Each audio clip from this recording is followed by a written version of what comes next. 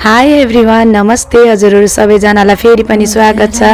आज पनि फेरि म हजुरहरूको न्यू भिडियो लिएर आइसके साथीहरू। यो भिडियो चाहिँ मेरो अस्तिको हो। अस्ति शिवरात्रिको दिन चाहिँ म फाइनली साथीहरू थोरै समय मेरो आमासँग र मेरो छोरीसँग बिताउँ भनेर चाहिँ म बिहानै रेडी भएँ है। अनि देख्न सक्नुहुन्छ मैले चाहिँ घरको कामहरू सबै नै सकेँ।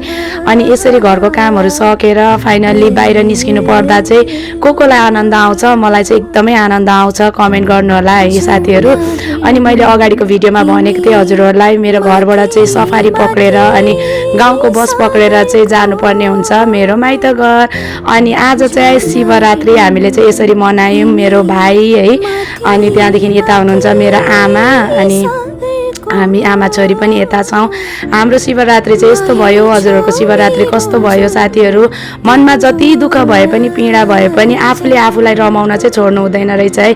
अनि यी चाहिँ हुन् हाम्रै भाउजू है। अनि यसलाई पनि दरो शिवरात्रि आएको छ साथीहरू। हजुरहरूको कस्तो भयो यसरी नै इन्जोय गर्नु होला। Thanks for watching, by.